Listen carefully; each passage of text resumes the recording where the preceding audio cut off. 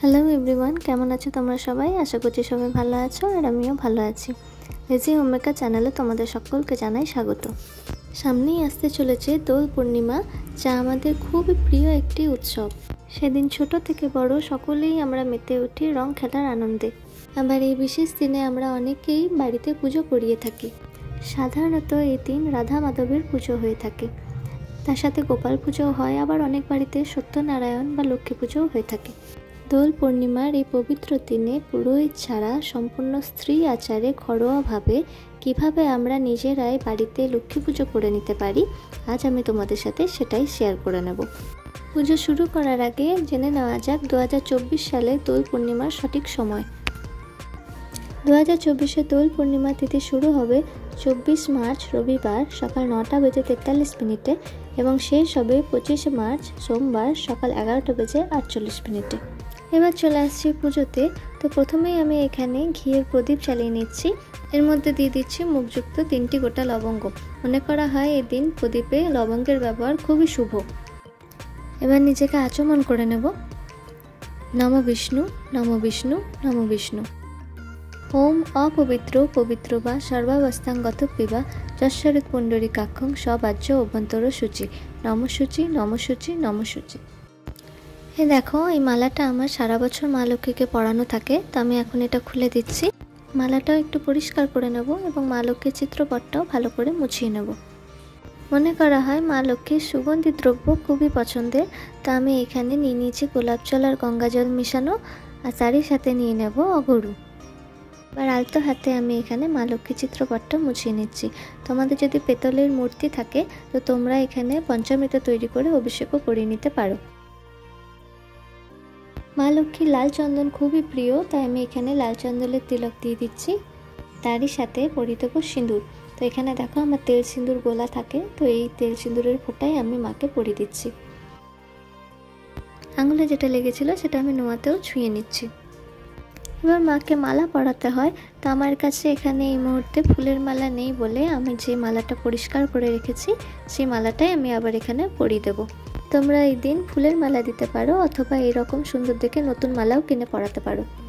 এবার মায়ের সামনে ঘট পাতবো, তো আমি নিয়ে নিচ্ছি জলপূর্ণ ঘট। তাতে দিয়ে দিচ্ছি আমি কিছুটা গোটা আতপ চাল, দিয়ে দিচ্ছি একটা গোটা সুপারি, হলুদের গাঁট, দূর্বা এবং 1 টাকার একটা কয়েন। এরই সাথে দিয়ে দেবো কিছুটা ফুল এবং গোলাপ জল। ঘট পাততে আমাদের 5টা কিংবা 9টা পাতা বিশিষ্ট আম্রপল্লব লাগে, তা আমি এখানে নিয়ে নিচ্ছি 9টা পাতা বিশিষ্ট আম্রপল্লব। তাদের সবকটাতে আমি সিঁদুরের ফোঁটা দিয়ে নিয়েছি এবং আজকে কাঁঠালি কলা দিয়ে ঘট পাতবো, তো আমি এখানে দিয়ে দিচ্ছি একটা কলা। মায়ের সামনে এই জায়গায় আমি ঘট পাতবো, তাই এখানে আমি একটা পরিষ্কার পাত্র নিয়ে নিয়েছি।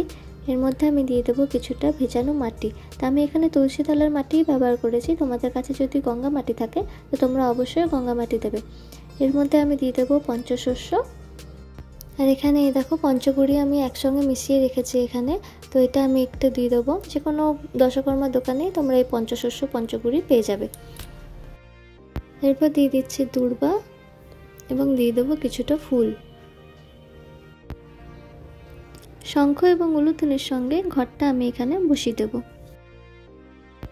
ঘটে আমি আগে থেকেই তেল সিঁদুর দিয়ে মঙ্গল চিহ্ন এঁকে রেখেছিলাম এবং সিঁদুরের 3টে ফোঁটা দিয়ে রেখেছিলাম, তো সেই ক্লিপটা আমার নেওয়া হয়নি। এবার ঘরটাকে একটু সাজিয়ে নেব, তো আমি এখানে দিয়ে দিচ্ছি একটু ফুল, তারপর পরিয়ে দেবো মালা। আমার কাছে এই একটাই মালা ছিল, তাই আমি ঘটেই সেটা পরাচ্ছি। আর দিয়ে দিচ্ছি একটা চাঁদ মালা।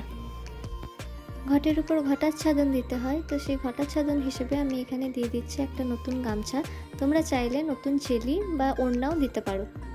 যে কোনো পুজোর আগে গণেশের পুজো করে নিতে হয়, তো আমি এখানে গণেশ এবং পঞ্চদেবতার উদ্দেশ্যে ফুল নিবেদন করছি। এতে গন্ধপুষ্পে ওম গণেশাদি পঞ্চদেবভ্যৈ নমঃ। এরপর মা লক্ষ্মীর ধ্যান মন্ত্র পাঠ করে নেব।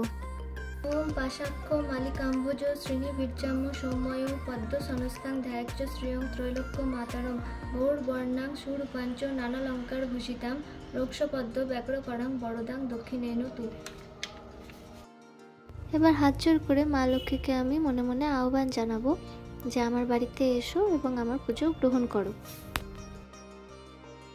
মা লক্ষ্মী আমার বাড়িতে এসছেন পুজো নিতে, সেটা মনে করে মায়ের পা আমি ধুয়ে দিচ্ছি। এবার মাকে ফুল নিবেদন করব। ওম শ্রীং লক্ষ্মী দেব্যই নমঃ। ওম শ্রীং লক্ষ্মী দেব্যই নমঃ। ওম শ্রীং লক্ষ্মী দেব্যই নমঃ। এবার মাকে আলতা, সিঁদুর, শাখা, পলা এবং নোয়া নিবেদন করে দিচ্ছি। মায়ের কাছে সবসময় একটা গাছ কৌটে কিছুটা সিঁদুর ভরে রাখতে হয়, তো আমি সেটাও এখানে রেখে দিচ্ছি। এটা আমার সারা বছরই মায়ের কাছে রাখা থাকে। আর একটা দিয়ে দেবো ধানের ছড়া। এবার পুষ্পাঞ্জলি দিয়ে নেব। নমস্তে সর্বদেবাং বরদাসী হরিপ্রিয়ে যা গতিস্তং প্রপন্নানং স্বামী ভুয়ান্তু দর্শনাথ। দ্বিতীয়বার হাতে ফুল এবং বেলপাতা নিয়ে নেব। নমস্তে সর্বদেবাং বরদাসী হরিপ্রিয়ে যা গতিস্তং প্রপন্নানং স্বামী ভুয়ান্তু দর্শনাথ। তৃতীয় এবং শেষবারের মতন অঞ্জলি দিয়ে নিচ্ছি। নমস্তে সর্বদেবাং বরদাসী হরিপ্রিয়ে যা গতিস্তং প্রপন্নানং স্বামী ভুয়ান্তু দর্শনাথ। এবার মা লক্ষ্মীর প্রণাম মন্ত্র পাঠ করে প্রণাম করে নেব। বিশ্বরূপস্য ভার্যাসী পদ্মে পদ্মালয়ে শুভে সর্বত পাহি মাং দেবী মহালক্ষ্মী নমস্তুতে। মাকে মঙ্গল সামগ্রী নিবেদন করতে হয়, তো আমি দেখো এখানে একটা পরিষ্কার পাত্রে নিয়ে নিচ্ছে 3টে পানের পাতা। এই পাতাগুলো আমি আগেই পরিষ্কার করে ধুয়ে মুছে রেখেছি। এবার এর উপর আমি দিয়ে দিচ্ছি সিঁদুরের ফোঁটা। তোমরা এখানে 3টের বদলে 5টা 7টা এভাবে বিজোড় সংখ্যায় দিতে পারো, যতটা পারো। প্রতিটা পানের অগ্র, মধ্য এবং শেষ ভাগে আমি সিঁদুরের ফোঁটা দিয়ে নিচ্ছি। এবার এখানে দিয়ে দিচ্ছি সুপুরি। তো এখানে 3টে সুপুরি দেওয়ার কথা, যেহেতু আমি 3টি পান নিয়েছি, তো আমার কাছে এই মুহূর্তে 2টো সুপুরি আছে বলে 2টোই দিচ্ছি, কিন্তু তোমরা যতগুলো পান দেবে ঠিক ততগুলোই সুপারি এখানে দেবে। এবার দিয়ে দিচ্ছি এখানে 3টি হলুদের গাঁট, দিয়ে দিচ্ছি 3টে কড়ি আর একটা কয়েন। তো এখানে আমার যে কয়েনটা রাখা থাকে আমি সেটাই রেখে দিচ্ছি। আর দিয়ে দিচ্ছি কিছুটা ফুল। এবার মা লক্ষ্মীকে সেই মঙ্গল সামগ্রী নিবেদন করে দেব।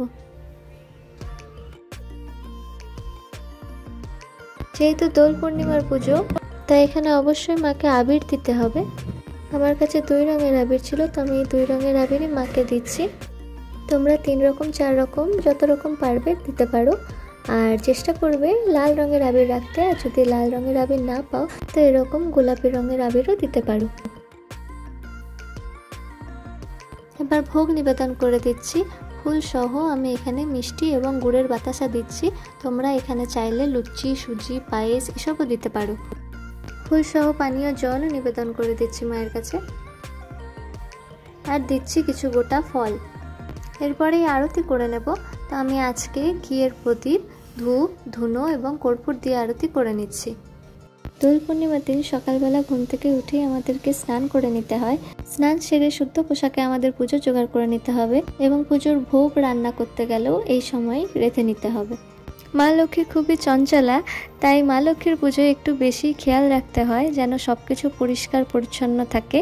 এবং আসন পাতার সময় ওই জন্য প্রথমে জলচৌকিতে কিছুটা গঙ্গা জল ছড়িয়ে দিতে হয়। তার উপর তোমরা আসন পেতে সেখানে আবার গঙ্গা জল ছড়িয়ে, ফুল ছড়িয়ে তারপর মাকে বসাবে। এই দিন সম্পূর্ণ নিরামিষ আহার করাই উচিত বলে অনেকে মনে করেন। আবার অনেকের ধারণা মা লক্ষ্মীর সধবা বলে মাছ খাওয়া যেতেই পারে। এবার হাতে কিছুটা ফুল, ধান এবং দুর্বা নিয়ে নিচ্ছে। এরপর মা লক্ষ্মীর পাঁচালি আমি পাঠ করে নেব। দোল পূর্ণিমার নিশি নির্মল আকাশ, ধীরে ধীরে বহিতেছে মলয় বাতাস। লক্ষ্মী দেবী বামে লয়ে বসি নারায়ণ, কহিতেছে নানা কথা সুখে আলাপন। হেন কালে বিনা হস্তে নারদ মুনিবর, লক্ষ্মী নারায়ণে নমি কহিল বিস্তার।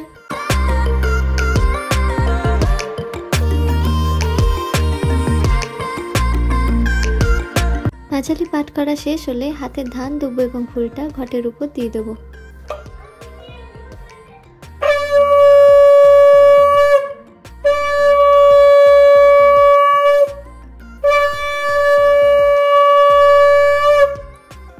দেখতেই পেলে সম্পূর্ণ স্ত্রী আচারে ঘরোয়া পদ্ধতিতে কিভাবে আমরা লক্ষ্মী পুজো করে নিতে পারি দোল পূর্ণিমার এই বিশেষ দিনটিতে। আশা করছি আজকের ভিডিও তোমাদের ভালো লেগেছে। যদি ভালো লেগে থাকে তো একটা লাইক দিয়ে দিও, আর এই ধরনের ভিডিও দেখতে পছন্দ হলে আমার চ্যানেলটিকে সাবস্ক্রাইব করে আমার পাশে থেকো। আর যারা অলরেডি তা করে রেখেছো তাদেরকে মন থেকে ধন্যবাদ জানিয়ে আজকের ভিডিওটা আমি এখানেই শেষ করছি। সবাই সঙ্গে থেকো, পাশে থেকো আর ভালো থেকো। দেখা হচ্ছে পরের ভিডিওতে।